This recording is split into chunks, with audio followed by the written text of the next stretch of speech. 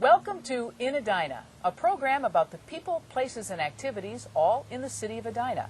I'm your host, Lillian McDonald, and we bring you this broadcast from the Braemar golf courses, and they are in absolutely gorgeous shape. And we have John Valerie, the golf course manager, to thank for that. Thanks so much for joining us on In Edina as well. Well, welcome. Thank you for coming out. We really appreciate this opportunity to be here and to highlight this fabulous, gorgeous course. And let's talk about it, because you've been here for 40 years. You have seen a lot. Yes, I've seen a lot of changes. Our small clubhouse back in the 60s, 1964 actually is when we opened, would only seat about 60 people. And very soon we had a men's club and a ladies club. And when they had an event, we couldn't even seat them all. In fact is, if they had an awards ceremony afterwards, some of them would have to sit outside on the patios, and sometimes even in the rain. Now, that course back then, in the 60s, was only 18 holes. That's how it all started. That's exactly right. We had 18 holes and a small par 3. And we formed or created a driving range, which was very small at the time. So things have changed a lot. A lot. The city obviously has embraced this area. They've invested in this area, and you've added quite a few staff. You used to be the lone employee way back then. Now, how many are working here? Not quite the lone employee, but it was a very small staff. Probably at that time around 25 to 35 people ran the whole facility. And you do realize that we're open many hours of the day and 7 days a week, obviously. We've grown now to over 110 to 120 employees, and a clubhouse that hosts many weddings and functions all year long. And of course, you're covering also 27 holes. 27 holes today. We built the third 9, if you will, in 1993. So from that date on, we have 27-hole regulation course. Prior to that, back in the late 80s, with only 18 holes, the numbers of people who wanted to play in our community and far exceeded the amount of time that we had available. For an example, people would come out at 3 o'clock in the morning to get a tee time for the next Saturday morning, if you would. They'd sign up and wait. So at that time we did round counts of approximately 50,000, 52,000, and that was a big load, if you will, for an 18-hole golf course. Yeah, but now we have 27 holes regulation, plus 2 executive courses as well, 2 9 Yes, holes. we expanded our par 3 here at Braemar across the road, across what was Braemar Boulevard at that time. And then at one point, approximately 1993 also, we acquired what was the old Normandale course and redid it, and is now Fred Richards. So we have 2 executive courses. Mm-hmm. How many golfers are teeing off now annually?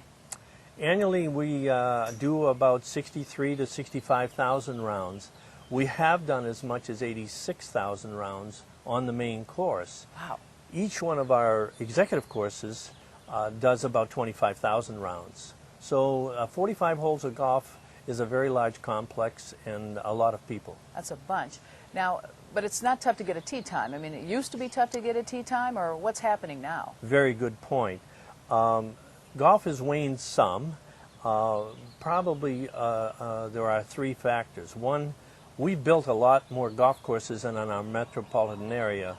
I would say over 100 new courses have been put in the last 25 years just here in the urban area. That's a factor. In this particular time, the economy is not, as you know, what it could be.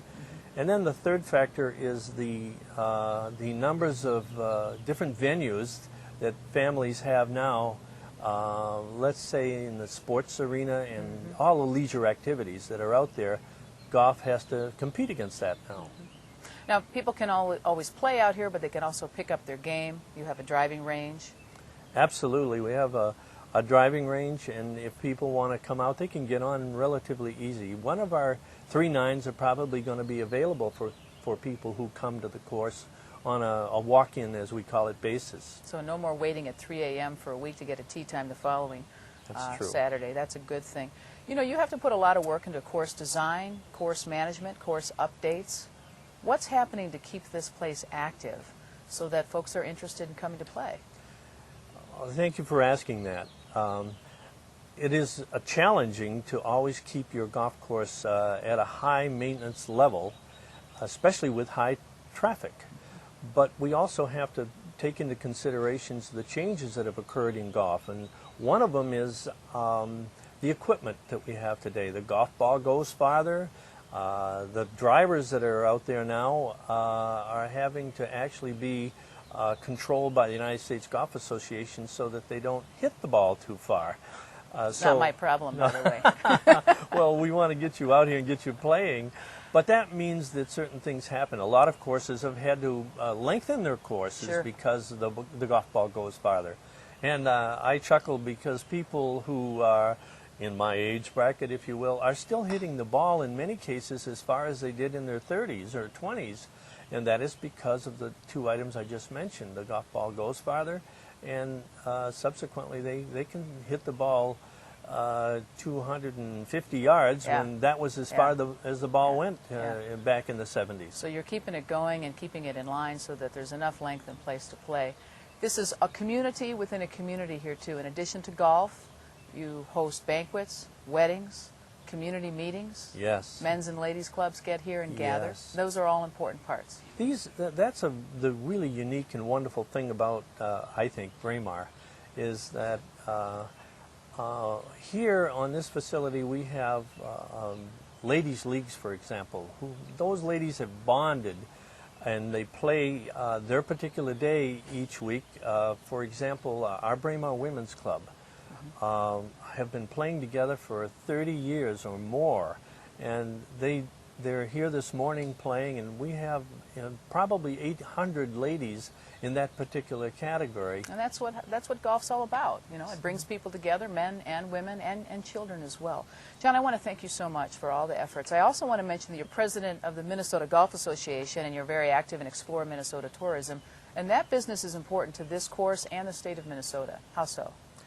Well, recently we did an economic study of golf in our state, and even though we hear so many horror stories about the waning of golf, reality is about 10 years ago, golf was a $500 million entity in our state.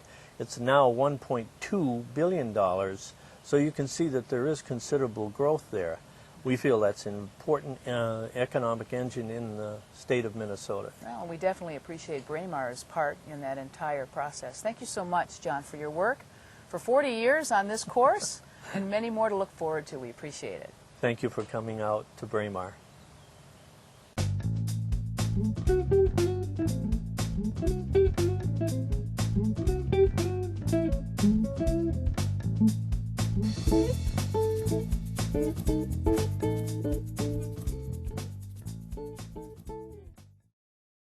Well, if you're looking to get your game up, you might want to stop by and see Joe Gruepner. You're the head pro here at Braemar Golf Course, and you've been in this business for more than 30 years. Thanks so much for joining us on Edina. Thanks for coming out. I'm looking for some tweaks to my game, and so is the rest of our audience.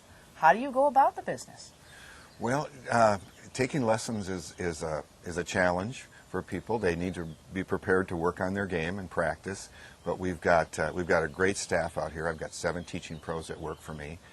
Wonderful teachers, men and women, so you can take your pick there. And the technology of teaching has really expanded over the years. We use a lot of videotape, and we use a computer so you can see what you're doing. And it's really been refined over the years, and it really can be fun. It used to be you took a golf lesson and you got worse.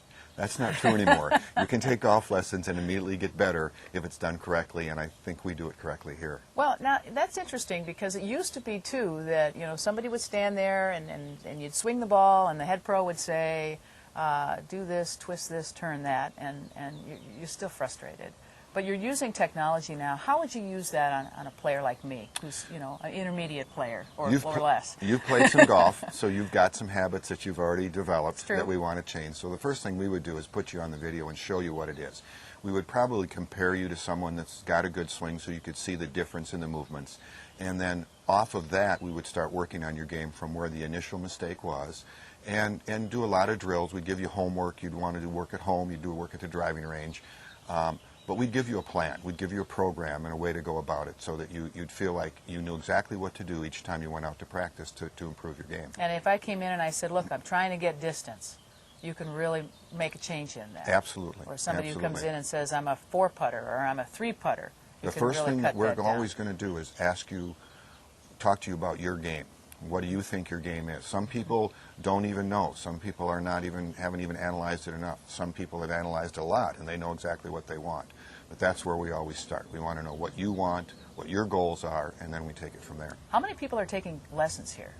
We've got a huge teaching program, the largest in the upper Midwest by quite a bit. We've got over 1,000 people in our group lesson teaching program, would be adults. We've got over 500 juniors in our group teaching program, and then we've got a very, very large private lesson program also. Wow.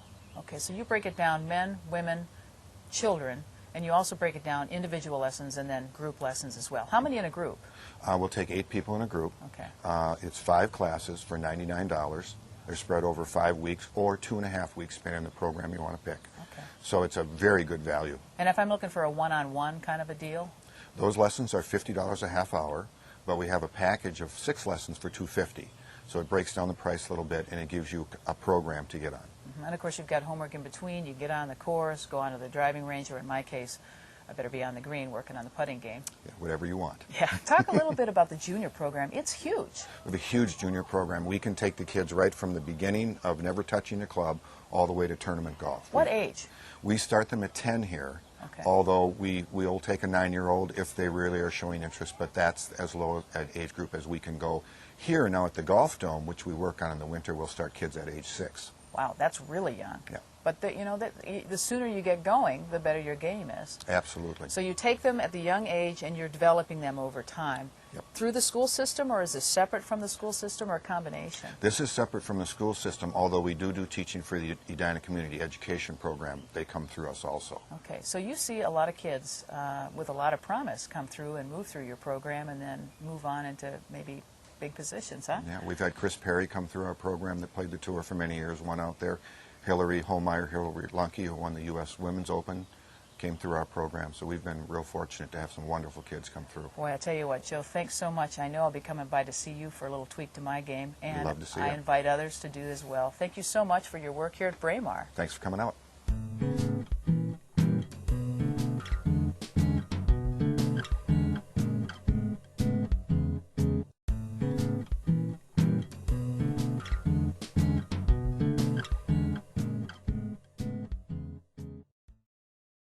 Well, if you're a brand new golfer or you're just looking to sharpen your skill, why not sign up for a men's or women's league opportunity? And joining us to highlight both of those, Bob Sandella from the Braemar Men's League and Andrea Ferencrew, you're the president of Metrolinx. Thanks for being here. Thank you. Great day to play.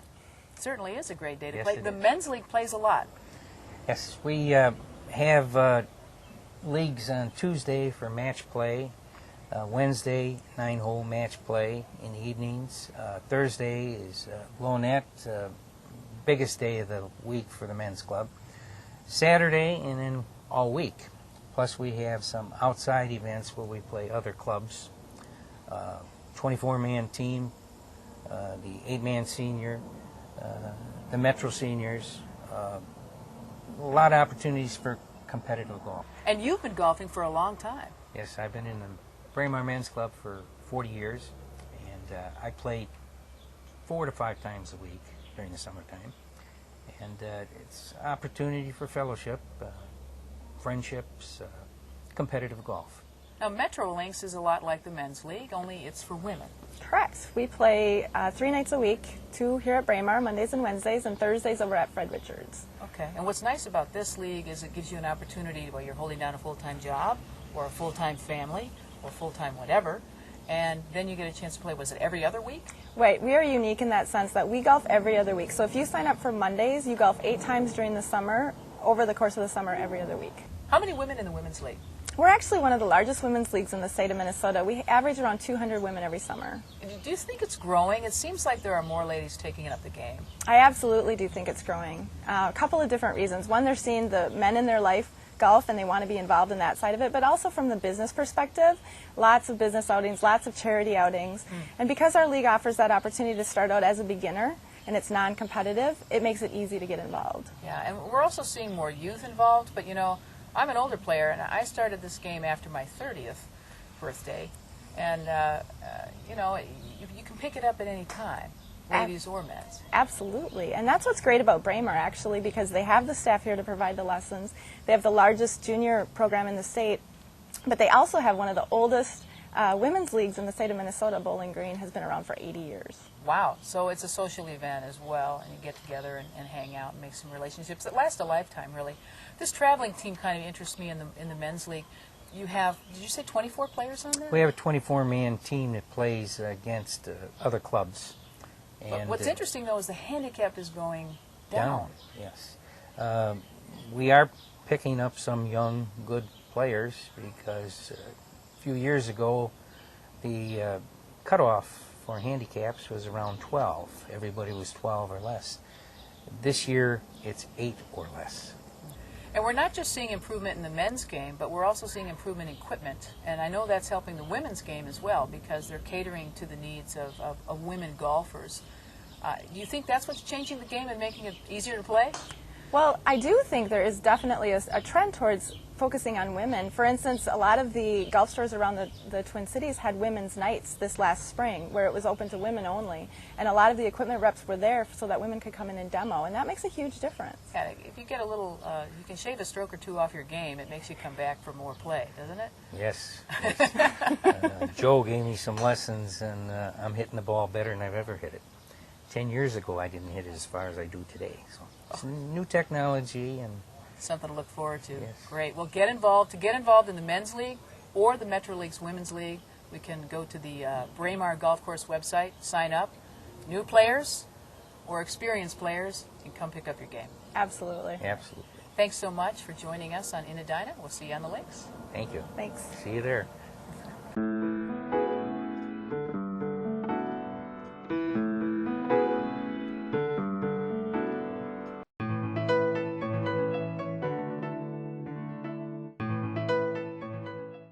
It's important to recognize individuals who stand out in our community, and we're going to take a moment and honor Skip Thomas, who is the Business Person of the Year for the City of Edina. Congratulations. Thank you very much. Thanks so much for joining us on In Edina here at this beautiful golf course. My pleasure on a beautiful day today. And I understand you are a golfer. I try. Don't we all? Yeah. Well, you're Business Person of the Year, and that's an honor that doesn't come easy. You've had to earn it. You're a real estate agent by trade, but give us a snapshot of your professional background. Well, I've lived and grown up in Edina. Graduated in 1969 from Edina High School, playing football, baseball, and hockey. And 7 letters, and I went on to the University of Minnesota and played hockey under Herbie Brooks there, and graduated in '74 and went to work for my father, who had 48 retail clothing stores. Also a builder and a wholesale rep, true entrepreneur. And I watched Edina grow from a budding little community as a little kid, and thought, wow, that's really neat. And so I had 3 children and coached for 20-some years. And when my father sold his business, I moved into the real estate business, and it's been 16 years now, and I love it. Great. It's Remax Real Estate Company. Remax Results. Okay. And we just opened a new office 6 years ago in Edina, and I helped them open the office, and it's been terrific. And that's all part of the criteria to be Business Person of the Year. You invest in the community with your business. You also invest in the community with the people and the activities that you do. And I know that you're on the board for the Chamber of Commerce. 7 years, and I just was retired this year, because you can serve so long, and then you have to give somebody else a chance. And now I'm on the board of directors for the Edina Noon Rotary. Okay. And you enjoy the Rotary Club, too. Rotary's terrific. It's a great place to meet people. Oh, it's truly service above self club. and I've got 13 years perfect attendance there. Great. Now you give back to your community with your coaching, but you also volunteer for Meals on Wheels, right? Correct.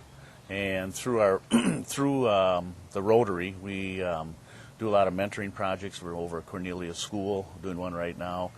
We're down at the Phyllis Wheatley Center. We do the Jeremiah House. So we do a lot of giving back there. Meals on Wheels, I've been doing that for over 10 years now too.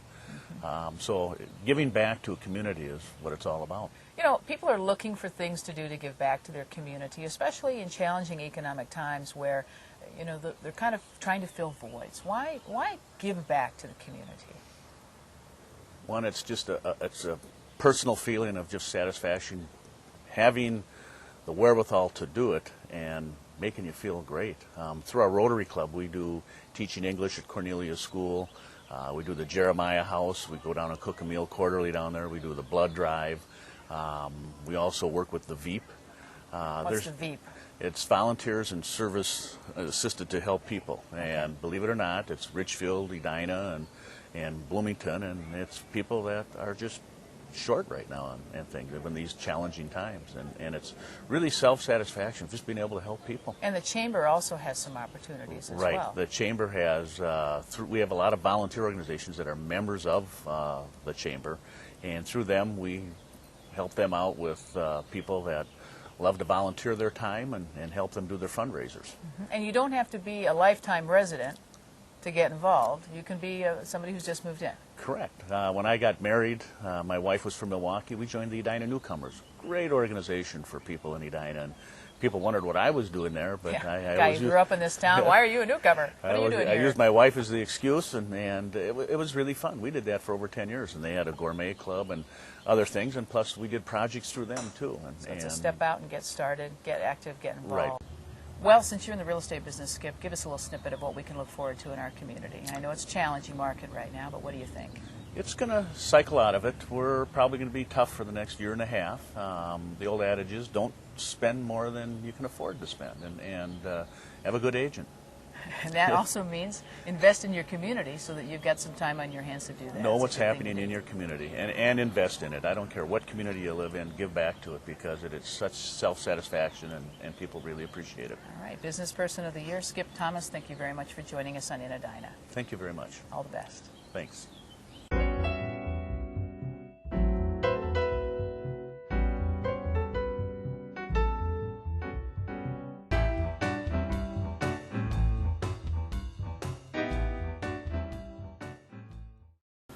We'd like to thank the folks at Braemar Golf Course and all our guests for letting us bring you this broadcast from this beautiful facility. You've been watching In Edina, a program about the people, places, and activities all in the city of Edina. If you've got some ideas for us to interview, please visit our website and let us know about it. cityofedina.com. For now, I'm your host, Lillian McDonald. Until next time, have a great day.